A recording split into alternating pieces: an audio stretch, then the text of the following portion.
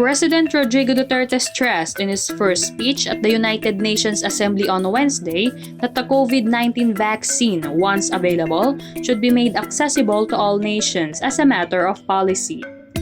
Duterte said coordinated international plans and efforts would be needed to overcome the COVID-19 pandemic, which he called the biggest test the world and the United Nations faced since World War II.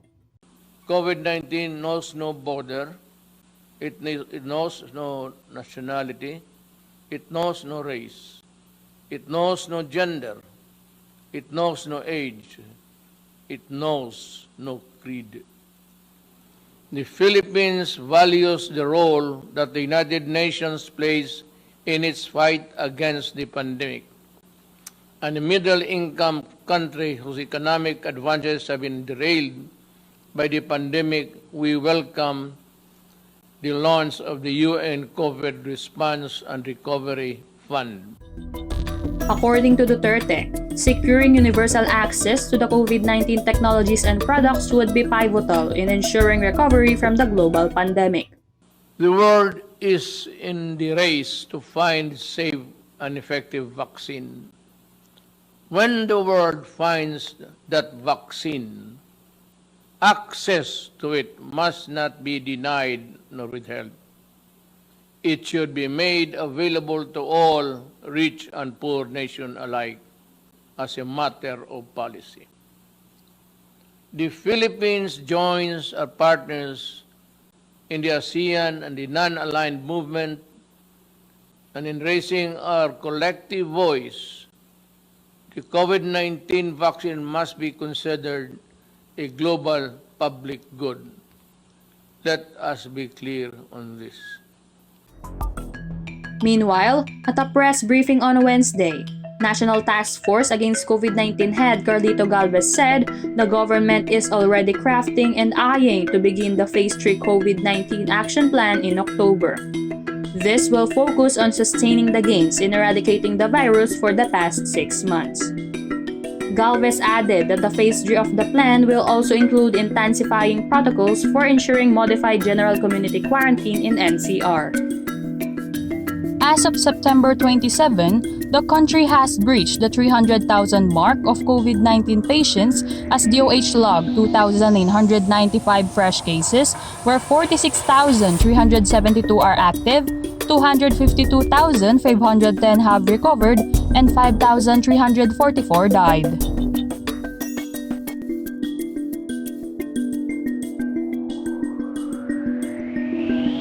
House Deputy Minority Leader and Pampanga 2nd District Representative Mikey Arroyo drew flack after raising calls on Commission on Election or COMELEC to postpone 2022 national elections for voters who are afraid of the coronavirus pandemic. So, because I've been hearing in my district, the businessmen, the old people, they're saying maybe they will just not vote because they're scared to vote during that day. And that is just food for thought, Mr. Chairman. The COMELEC may choose to answer that or not. Perhaps they can say that. However, COMELEC Chairman James Jimenez said that there is no need to defer the 2022 elections despite coronavirus fears. Jimenez said that the poll body is doing everything to make 2022 elections safe for the voters. Sino ang mandato ng COMELEC at yan ay magpa-conduct ng elections. And medyo ironic naman kung COMELEC pa mismo ang magsasabi na huwag natin ituloy ang halalan.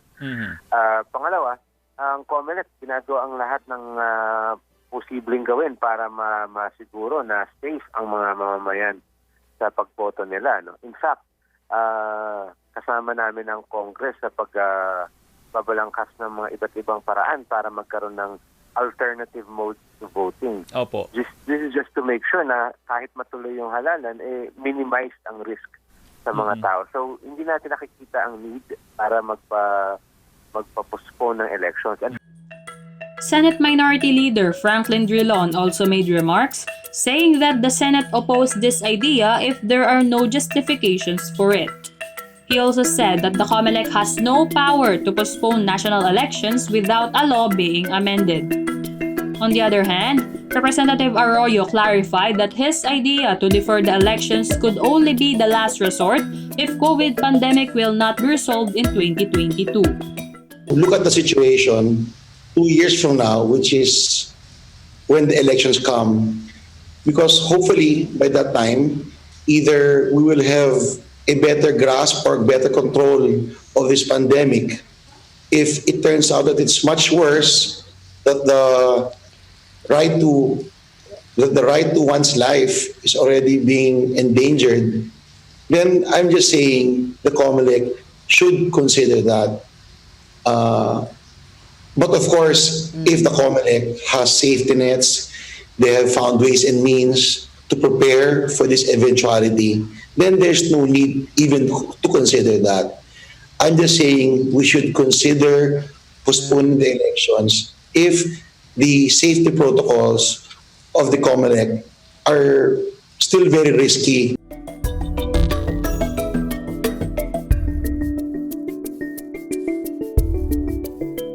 Palace still clarifies that President Rodrigo Duterte is still setting aside its rights over the 2016 arbitration ruling in order to focus on improving diplomatic relations with China. In an online briefing on Thursday, presidential spokesperson Harry Roque stated that Duterte was only reiterating existing state policies on his debut at the 193 United Nations General Assembly on Wednesday, where according to his speech, he only restated that the said arbitral ruling is now part of international law that must not be diluted, diminished, or abandoned. The Philippines affirms that commitment in the South China Sea in accordance with UNCLOS and the 2016 arbitral award. The award is now part of international law, beyond compromise and beyond the reach of passing governments to dilute, diminish, or abandon. We firmly reject attempts to undermine it. However, as Duterte also expressed gratitude over countries that supported the Philippines against China, the palace said that such matter will be set aside in the meantime as the president focuses to improve relations such as trade and investment with the East Asian country. Ngayon, ano pa ang susunod na hakbang? Well, ang realidad po ay basta naman po yan nagkabahagi na ng international law, tuloy po ang ating pang-araw-araw na buhay. Habang hindi po nare-resolba ang territorial dispute natin, hindi lang naman po yan sa panig ng China, kundi sa panig din ng ibang mga nag-aangkin ng West Philippine Sea, patuloy po ang ating bilateral relations with China dun sa mga bagay-bagay na po pwede naman pong isulong gaya ng kalakalan at saka yung pangangapikal dito sa ating bayan. While heartened by the president's statement, former Foreign Secretary Albert Del Rosario stated that Duterte's position must put along concrete plans in order to make firm all invocations of the arbitral result. The next step is for our president and his administration to put in reality the invocation of the arbitral award. Our government should work earnestly to get the support of more countries so that the arbitral award will be raised more emphatically next year for the UNGA 2021. China repeatedly rejected the said arbitration, claiming a consensus has already been reached to close the old chapter and shelve differences as they manage the situation through bilateral communications with the Philippines.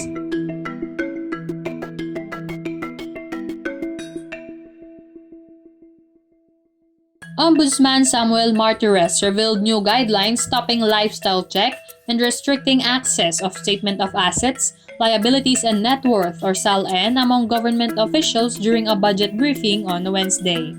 When Representative Franz Castro raised the issue, Martires trivialized lifestyle checks, disapproving RA 6713 or the Code of Conduct and Ethical Standards for Public Officials and Employees.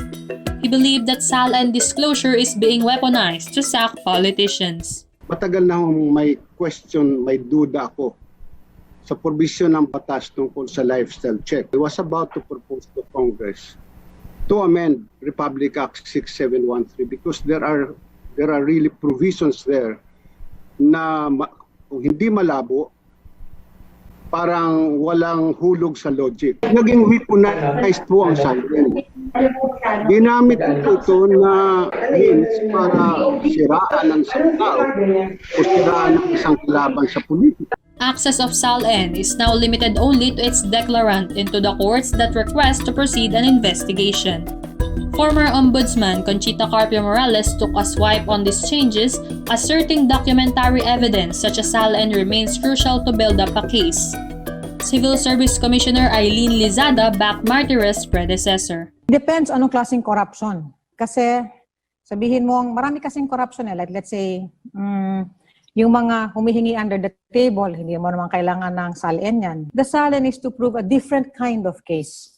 It's not needed to prove all criminal cases, but it's needed to prove a special case, ill-gotten wealth, plunder, for asset forfeiture cases ito. Stateside, administration's critics are alarmed over seemingly contradicting policy to what Duterte had promised to dismantle government corruption.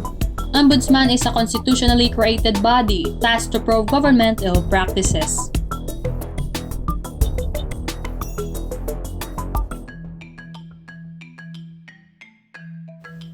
Human rights activists, regime victims, and sectoral groups commemorate 48th year of Ferdinand Marcos' declaration of martial law on Monday amid the coronavirus pandemic. Maintaining physical distance, groups held protests at the University of the Philippines, echoing strong rejection to looming martial law repeat. Never again! Never again! Never again to martial law! Never again! Ng fasistong rehimen! Tigilin! Tigilin! Never again! Never again! Never again to martial law! Never again! Never again! Never again to martial law! Never again! Never again to martial law! Never again!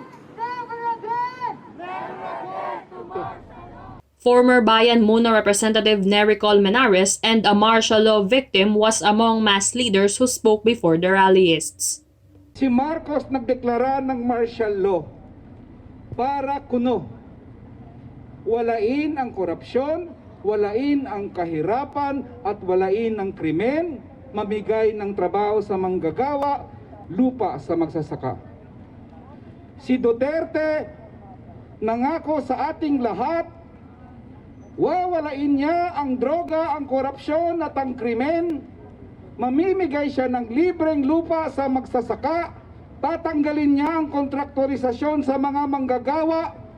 Natupad ba ni Duterte ang mga pangakong ito? Pareho silang trapo ni Marcos. Nangangako kung may eleksyon pero walang intensyong tuparin ito. Meanwhile, Vice President Leni Robredo urged Filipinos to reject lies and resist historical revisionism. Palas, on the other hand, denied de facto martial law under Duterte government, indicating constitutions limiting of presidential power. Dati-dati po, naisasara ang Kongreso, naisasara ang Supreme Court. Ngayon po, wala nang ganyang kapangyarihan ang Presidente.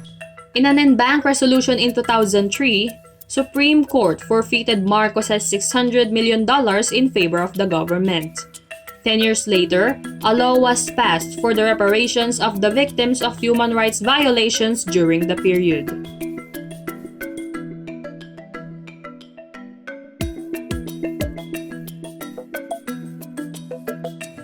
Due to COVID-19 crisis and lack of support from ranking lawmakers, House blocks told Marinduque Representative Lord Alan Velasco on Friday to give way for House Speaker Cayetano and forget the term sharing. Ranking lawmakers of different alliances expressed their support for House Speaker Alan Peter Cayetano as they signed a manifesto in letting him remain on the position on the plenary session last Wednesday, September 23. Ousted Speaker and Davao del Norte 1st District Representative Pantaleon Alvarez advised his own party mate in PDP Laban to give way to Cayetano. Furthermore, Deputy Speaker Henry Ominal of Misamis Occidental 2nd District said that the district lawmakers of Northern and Southern Mindanao believe that it is unwise to change the House Speaker in the middle of the pandemic. We find it unwise to rock the boat of the country's legislative institution while our nation wallows in this global health pandemic, to which undivided attention and united efforts of the country's leaders are paramount. Capi's 2nd District Representative Ferdinand Castro said that Velasco had been silent in defending the House when it drew opposition on the non-renewal of ABS-CBN's franchise and the passage of the anti-terror law. According to Ilocos Sur 1st District Congressman and member of the Northern Luzon Alliance, Deputy Speaker Deogracias Victor Savellano, the House has accomplished much under House Speaker Cayetano.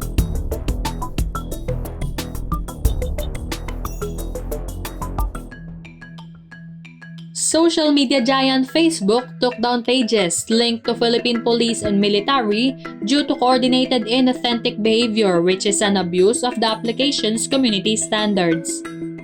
Facebook Head of Security Policy Nathaniel Glacier shared on Tuesday that his division discovered clusters of connected activity accelerated from 2019 to 2020. The network is believed to be Chinese-based published domestic politics, military's activities against communists, youth activists, and the opposition of the government. Following Facebook's statement, the military and police disown social media misuse.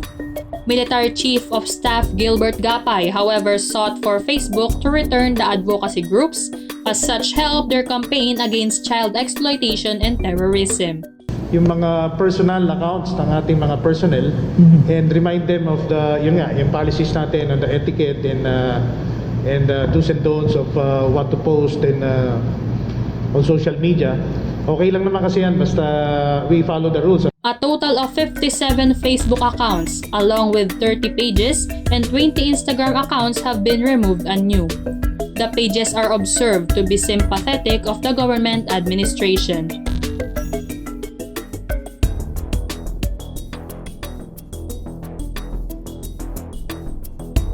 After a splendid showing in the biennial meet last year, the 20-year-old Filipino gymnast Carlos Yulo clinched the bronze medal in the vault event of the 53rd All-Japan Senior Masters Gymnastics Championships in Takasaki, Japan last Wednesday. The already Olympic-bound gymnast from Malate, Manila garnered a total of 14,773 points to bag the bronze in his first tournament since the 30th Southeast Asian Games last December. Yulo made headlines last SEA Games after winning 2 golds and 5 silver medals for the Philippines.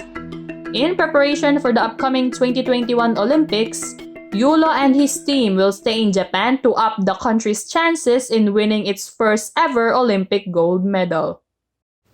Until next week, this has been Explained Express, delivering you the most pressing issues straight to your fingertips.